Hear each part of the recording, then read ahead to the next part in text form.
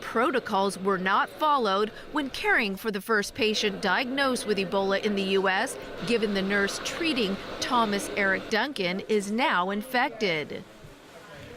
We have to rethink the way we address Ebola infection control, because even a single infection is unacceptable.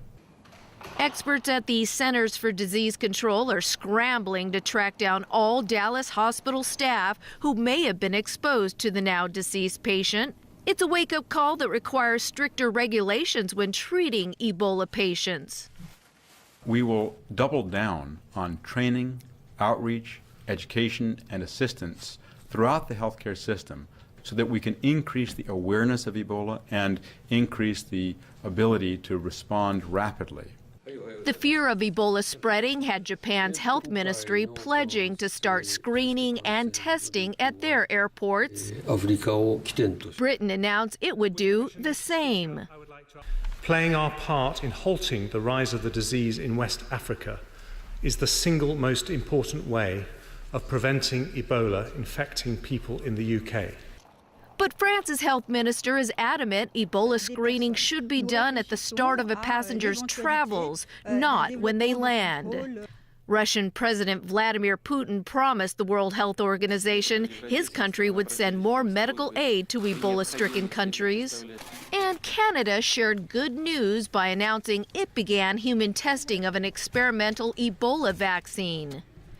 If successful, the vaccine could be shipped to West Africa within months.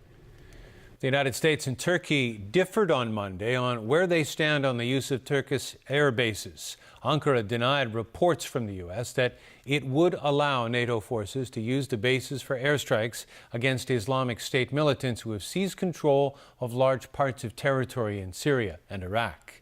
Alan Booknia reports.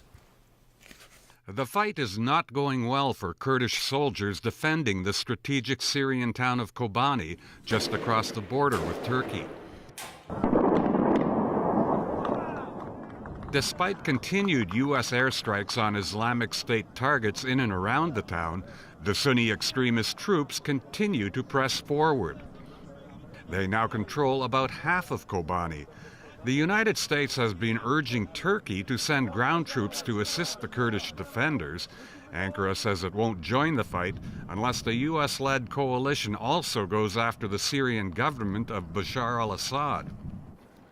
On Monday, U.S. officials announced that Turkey had agreed to let U.S. and coalition forces use its bases, including the one in Incirlik close to the Syrian border, for operations against Islamic State in Syria and Iraq.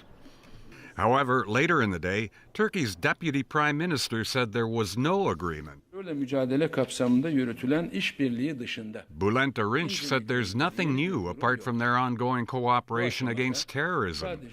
The impasse suggests major differences remain between the two sides towards the conflict just across the Turkish border. There are reports that Turkey and the U.S. are still talking about the Incirlik airbase, as well as the Turkish demands for the creation of a no-fly zone and a safe haven for refugees. In Iraq, Britain's foreign secretary had meetings with Iraqi and Kurdish lawmakers. Philip Hammond repeated that the Royal Air Force will continue airstrikes in Iraq, but not Syria. He added there's no plan to send in British ground troops. We absolutely are prepared to provide personnel for specialist roles, for training roles, but not to take the combat lead. That combat lead has to come from Iraqi security forces, Peshmerga, and in Syria from the moderate opposition. The Iraqi Kurdish prime minister says that's not enough. It's clear that we need more advanced, heavy weapons, anti-tank, helicopters, and more advanced weapons to fight against this ISIS. Alan Booknia, TVB News. British lawmakers have voted in favor of recognizing Palestine as a state. The symbolic move is intended to increase pressure for a two-state solution to the Israeli-Palestinian conflict. Lawmakers in the House of Commons voted 274 to 12 to support a motion calling on the British government to recognize the state of Palestine alongside the state of Israel.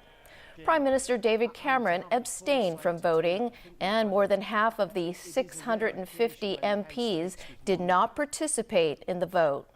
The vote comes just as Sweden's new center-left government is set to officially recognize Palestine. But the move has been condemned by Israel, which says an independent Palestine can only be achieved through negotiations. I'm going to negotiate to you over to sports. Yeah, and with players from far, far away making an appearance here. Argentina playing Hong Kong tonight to mark the 100th anniversary of the Hong Kong Football Association. The match gets underway in just a few minutes. Superstar Lionel Messi is expected to play despite appearing less than fully fit. Jameson Wong has more.